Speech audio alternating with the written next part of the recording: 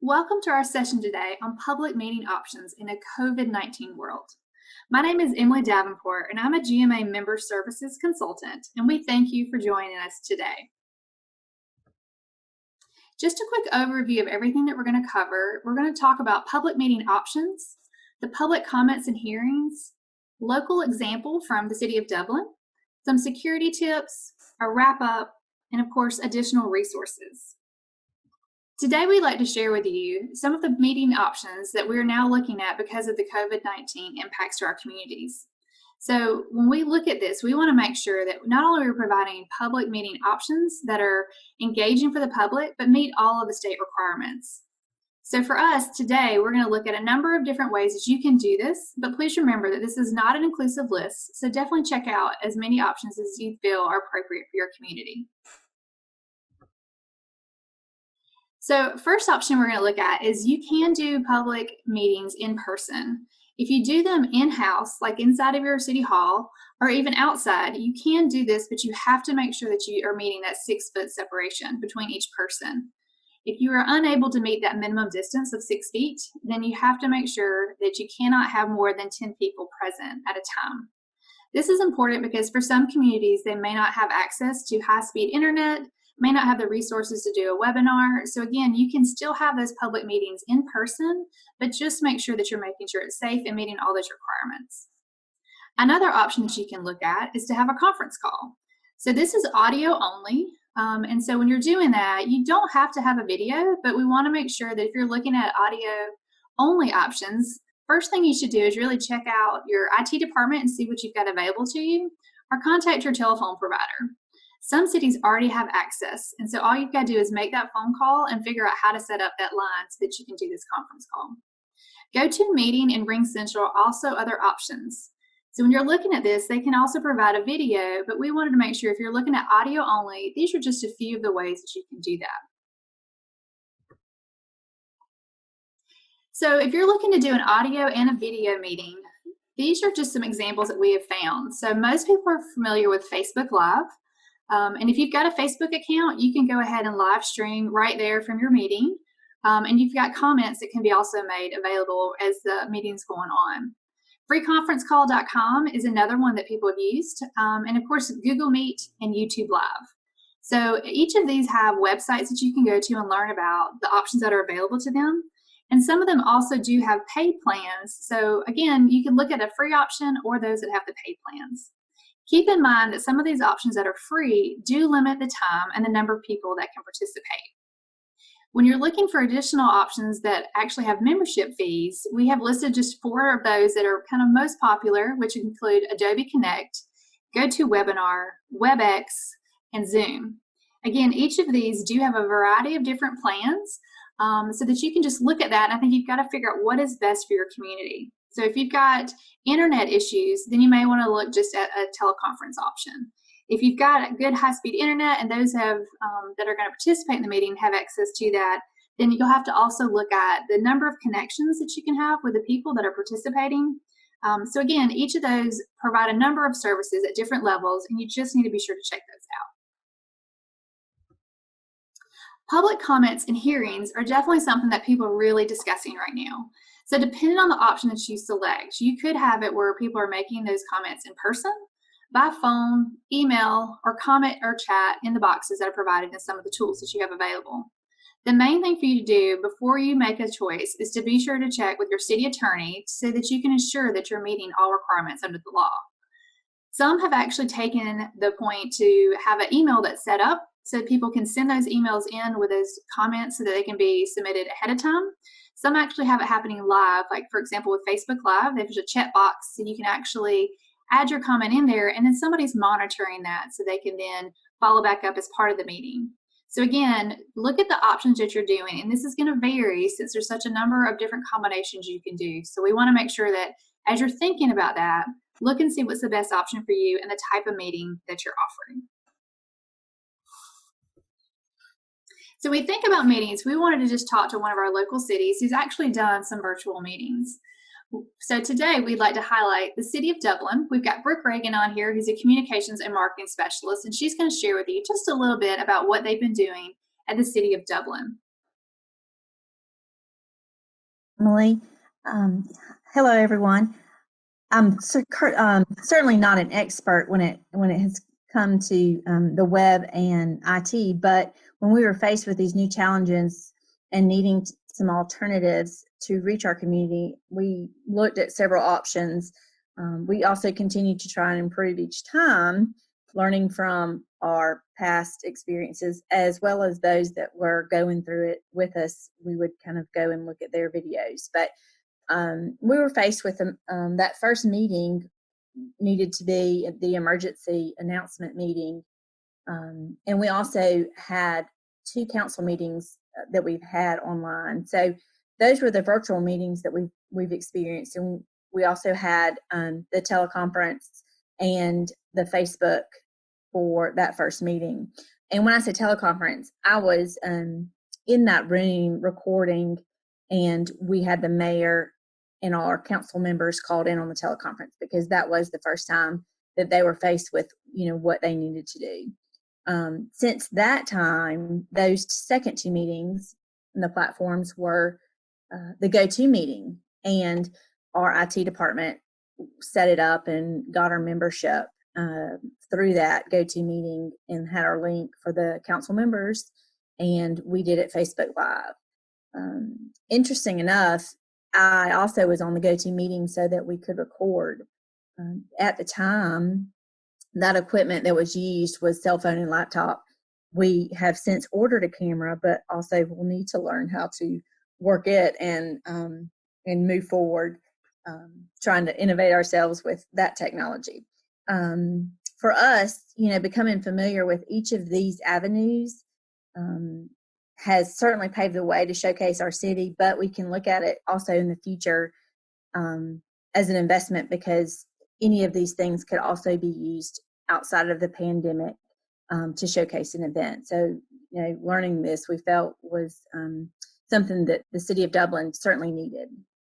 On this slide, you'll see as our public meetings, we needed to let the public know, obviously, that we were still holding our meetings. But with the emergency meeting, everybody was, starving for information. They wanted to know what was going on. We realized really quick the best way to do that would be Facebook. And then we would sent out an announcement that said we were going to have this meeting at a certain time. We posted it on our website. We posted it with the local press, and we posted it on our Facebook page. And we tried to give, a good notice and a remind that these meetings were going to take place so that people could join in. We did go ahead during the first, few minutes of the meetings that we had and let the citizens know that any questions or comments that they did make through those video feeds would be answered, if not that day, by 12 noon the next day. At that time, that was our advice from our city attorney, and, the best way we knew how to get our, questions answered. Next slide. So, I say a few of these lesson learned. You are more than welcome, as you go through these slides, to take a minute and go to our Facebook page. We have all the videos, obviously, that are still posted as public. You can see these meetings mentioned. And we actually did a few more other mayor updates that he did. And he did one with a physician, and he did one with a faith-based community. And those are all live. So some of these lessons learned, as you read through them, you could probably pinpoint some of them out on those videos from our Facebook page. But certainly we needed to explain how this process would work with our council members, because many of them had not done one. I know larger cities are probably well equipped in doing these, but in our rural areas, some of them were not. And so our IT department and I spent a good afternoon calling and going through their internet connection, how their camera was set up, making sure they knew how to work their mute button, making sure that the lighting in their room, they could see their face, or something behind them wasn't distracting. But it took a good afternoon to kind of run through some of these with our council members. we are very thankful to have done that too when we set up for our first GoToMeeting live council. That day, the IT department and I set up a good hour and 45 minutes ahead of time and ran through a test on sound. It's funny, at that point, we did find out that several cameras and computer volumes needed to be muted, because if not, a notification from an email would come through live on Facebook, or a text message notification on a phone that was using to record the meeting would show up as a sound on the meeting Facebook Live. One of the first meetings we did use, it was the faith-based community meeting. We did not have a tripod. And when we realized after watching it again, you need a tripod if that's, one piece of equipment that needs to be purchased, just that steady, hands-off recording so that the shaking is not apparent, and it doesn't tend to make people sick watching it. But so those are several things that we did learn just through those first two meetings. And let's see, there's another slide. Emily, if you'll change that. Thank you. We did also realize that we needed to make sure we knew which way the recording was going to go. Like I said, the city of Dublin at the time had a laptop and a cell phone, which were my issued cell phone and laptop, and we set up a tripod to record that using it, and I monitor the Facebook page. So we just did it as a live. We didn't do it via link, which I know you can. We just did it as an immediate live post. But when I did the description for city council meeting, I realized if I typed it in one way, it would have it recording that way and not, it would do a vertical versus a horizontal. And I realized when I hit the record button that I had to rotate it. So there's a few things you have to kind of be calm with, and realize too, any sound you make, an error gets recorded and posted at that time to whoever's listening. So that was a learning experience on one of our meetings that we had to do. The other thing, all devices are charged and plugged in. It does take an amazing amount of battery to, use your phone, do the recording, and you hoped that meetings were not long just for people watching, but just in case, sometimes your battery can drain. So that was something else that we needed to make sure. Training that meeting moderator, most of the time it was the mayor for us, and he was very good at helping the council members or those that were on the meeting do what they needed to do, as far as if it was their volume or if it was their microphones. But that was who I took my direction from. And if we needed to have a pause in the beginning of our recording, we did that, and he would tell them they were going to wait 1 or 2 minutes, and then at the end we also paused because it continues to record until it 30 seconds or so after. And then really, of course, that lighting and background items in any videos, most of our council members were at their residence. So we just wanted to make sure anything, behind them or, sounds, that were around them in the neighborhood, as far as, dogs. We realized when we were doing some testing that some of that was loud, so we needed to just adjust. But we certainly hit those record buttons and ask for patience in anyone that was doing the live, because as you'll find out, if you haven't already, people will comment and let you know really quick if something's wrong with your video on there. And we realized we just wouldn't try to answer some of those comments, or we would just try to fix it and answer them later, or thank them for letting us know. So, those were some, small lessons learned in doing it. But, I think going forward with these, when we did the videos, we posted them on our Facebook page and left them because they are a public meeting. But we also would create a link for announcements on our website so that people could get to that for other information that was mentioned in the meeting. But that's kind of what we did. We certainly did not have any of this prior to COVID-19 and our social distancing requirements. We did not post our meetings online. They were recorded by a local TV station and replayed, but nothing like we have had to adjust to. So I know that going forward, we might do some more updates, Facebook Live, and certainly work on our camera and our links going forward to kind of, broaden our technology and our experience and getting to the public. So we did realize that the public tuned in quite a bit more to learn information on what was going on. So we were happy to see that. So those are some of the pluses that we have found during doing it. And that's really all I have. Well, thank you, Brooke, for sharing what the city of Dublin has been doing. And it's, exciting to see that while y'all haven't done as much of this type of involvement beforehand, like with so many details of trying to figure out how to engage the public with these public meetings, that, we appreciate y'all sharing what you've learned, because some of this is, you truly don't know how to handle it until you've actually gone through it. And, with that, it makes me wonder, have you guys seen actually an increase in participation from any of your city meetings, or people just tuning in for the updates that you guys are providing?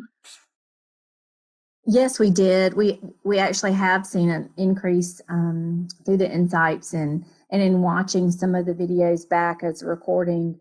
When you can reach, when you have your council meeting during the weekday and you see who is there versus kind of who's tuning in at the time, our numbers were certainly at an increase. So we hope to continue to be able to reach that public and give them the information that they want.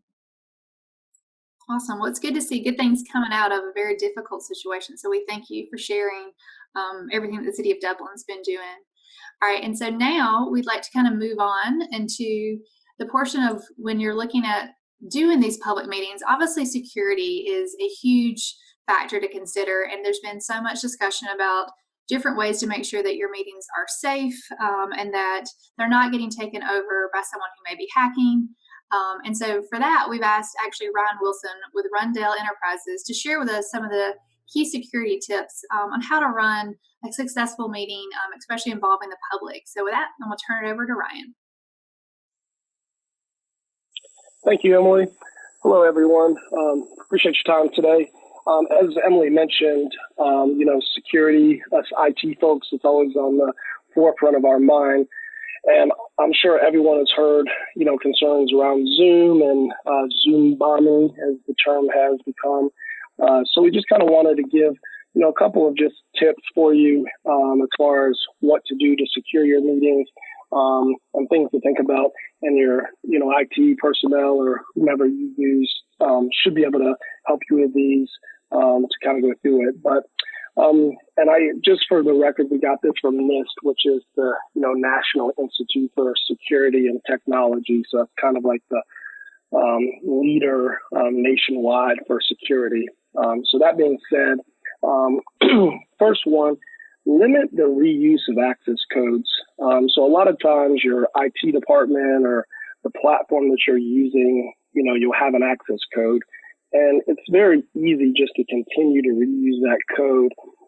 But we would highly encourage you that, it's been shared out. Once you've used that code, best case scenarios to only use the code once and then get a new code that they'll auto-generate for you. But definitely don't use it more than a few times if you can help it. Second thing is, if the topic is sensitive, use one-time PINs or meeting identifier codes, and consider using multi-factor authentication. You want to use these PINs, and they'll be all of the platforms that we've suggested have this capability to use a one-time PIN, and that changes every time. So at least if somebody that you didn't want got a hold of your previous meeting, you have a new PIN this time, so that should limit the access to your meetings or somebody doing something they shouldn't. Thirdly, you should definitely use a green room or a waiting room, and don't allow the meeting to begin until the host joins. So what you want to do is, again, these are all settings within each platform. You set it up so that when participants enter, they're just in a hold status. They're in this waiting room. And then until the host actually starts the meeting, everybody's segregated out. They're not talking to one another. It's basically, they're just in a hold. They'll probably hear music. You can usually choose. And then once you join, then the meeting, everybody will come online. Another thing we would suggest is enable notifications when attendees join by playing a tone or announcement of the names. If not, and if this isn't an option, then just make sure that the meeting host asks new attendees to identify themselves. We know this can be painful sometimes. Also, it can be an annoyance. But again, with the Zoom bombing that we've heard of, this is really imperative now that you enable those notifications, so at least you know when somebody else has joined the call. Next slide, please, Emily.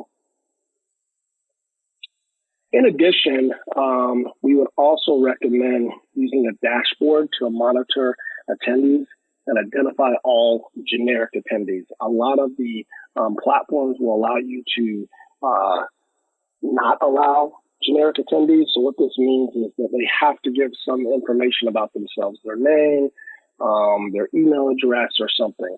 Again, prior to COVID, might have been an annoyance, but in this day and age, you really want to be able to identify the people. So if they, do something that's inappropriate, you can at least, track them down at a later date and time.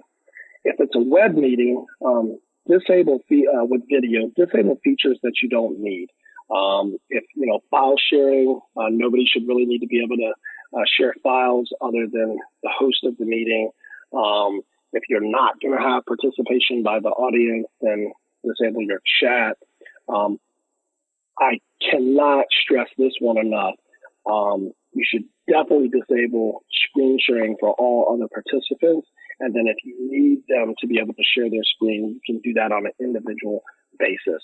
But do not allow open screen sharing. Unfortunately, you're going to see a wide variety of what the platforms do. Most of them are leaning to where all of these are disabled now by default, but prior to COVID, they were all enabled by default. But you'll want to check this ahead of time just to make sure. Lastly, if it's a private meeting, I would encourage hosts to lock their meeting after all attendees have arrived to prevent unauthorized access. I know what we're talking about here is a lot of, open meetings for the public, so that may not be something that's applicable all the time. But if it is a private meeting, lock the meeting once all attendees have arrived, so that way nobody else can join that meeting without requesting from the host. Next slide, please, Emily. And lastly, again, this came from NIST, but just kind of wanted to, real quick go through this. It's kind of an evaluation of navigating a conference, and they call it the security highway. And so as you'll see on here, low risk calls, and then it goes to your medium risk, and it just talks about be conscious of using access codes, and then, high risk calls.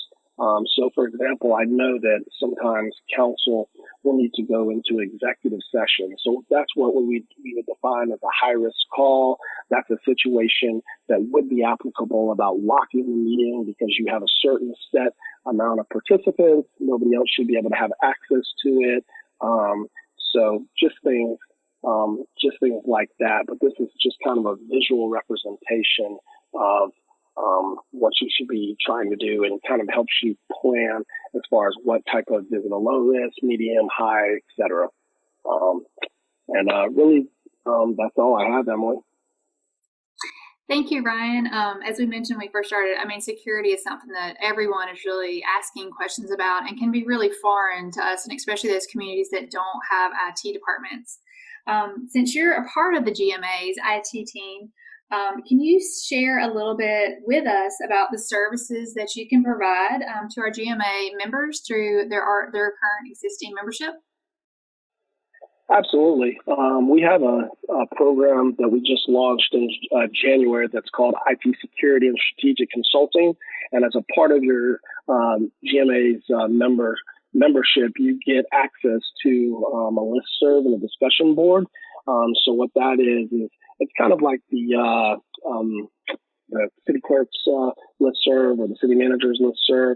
Well, you'll be able to go out there and ask questions, just generic everyday questions, and I'll respond back to those. We also do an IT services roundtable where we hold these monthly, and we talk about everything from security to IT assessments, any roadmaps, governance. And then we also are doing webinars as well that are kind of out there. And so really it's basically if you have some questions or if you have any concerns or just want to bounce something off someone, feel free, you can reach out to me directly. But we have a program for that where we can, assist, and that's all included in the GMA membership. And then if there's something further that's outside of that, we also have some other programs within the security and strategic consulting that we can assist you with as well. So. Awesome. Thank you so much. And I think that's a great resource to know that our members do have available to them. So we appreciate you for sharing these great tips. So now with this, what we'd like to do is really just kind of do a quick wrap up. So obviously, just from what we've talked about, is not every meeting does need to have screen sharing or video. So again, look at what type of meeting you're trying to do, which way it needs to be involved. You've really got to look at too, does there need to be a public involvement component? So as I mentioned earlier, some are doing this where they just do a dedicated email so people can email in, that some have a telephone line. Some are just using that comment or chat box as part of the features that they're using with the platforms. Again, post your agenda online. So we encourage you to do this because this will also increase participation. Some communities are even posting their council packets online. So if you don't have a video component to your meeting, then they could still access that from just going to the web and using their tablets or whatever it may be to see and follow along with the discussion that's happening. Next, no matter what you do, definitely confirm with your city attorney because it's important that we make sure that all the Georgia open and public meeting laws are followed. This is just a critical thing because we want to make sure that whatever we provide to our public is meeting those laws that they're intended to involve the community. Also, keep involved each of the key people that help to make the decisions that's best for your public meeting. So this can include your, obviously your city attorney, but your city managers, your clerk, the IT department, and of course your public information officer, because again, they've got to help make sure that they're letting the public know what's going on. We encourage you to select an option that is appropriate to the number of users and participants.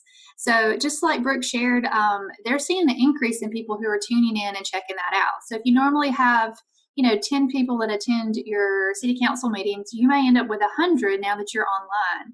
So again, keep that in mind as you're looking at the different programs and platforms that you can use, because if it's got a limit of 100 and then 200 people try to jump on, you want to make sure that you're not excluding people. And of course, establish that virtual board meeting procedure. This really helps make sure that your meeting follows a good template and everybody kind of knows what's going to happen. And of course, just that etiquette. Like Brooke mentioned, it's important when people are working from home or their office now and they're on that video, make sure that you're in an area that is quiet, that, the background is not disturbing to others or disruptive.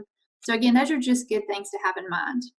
If you utilize the host controls, this is really going to help you with those security concerns. And of course, you have an IT department, then just be sure to check with them and see what you can do to make sure that your meeting is appropriate and safe and it's out there for your community.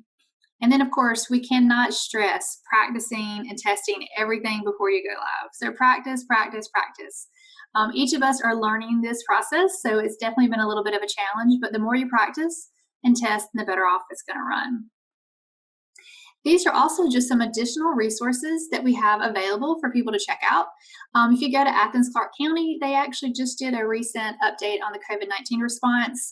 And so they did theirs through a PowerPoint and then just did the voiceover. So that was another option they were able to do, just to simply share information. And of course, the Atlanta Regional Commission has got a great guide as well as a webinar that they recently did and interviewed some different communities on how they're doing their public meetings. So again, check out these great tools that will give you checklists and also let you see how other communities are following up with their public meeting portions. If you're looking for that government and sunshine guide, then here we go. This is the one that we wanted to make sure that everybody has access to and can see. As we mentioned with the public notifications, nothing's really changed all that in, but we want to make sure that you know what is supposed to be happening for these public meetings. So again, this access and this information is available online. And of course, if you're a LinkedIn member, they've also got some great little alternatives that you can check out to see how these public meetings should be handled. All right, so again, we just want to thank Brooke and Ryan for their time today. We appreciate their insight as we navigate through this time and these options of how we can provide safe and engaging public meetings. This is new to most of us, so we really appreciate all your time, and we appreciate you bearing with us as we learn this process as well. But if you've got any questions, please feel free to know that you can reach out to us. And of course, my contact information is listed here. Again, my name is Emily Davenport, and I'm a GMA Member Service Consultant. Thank you.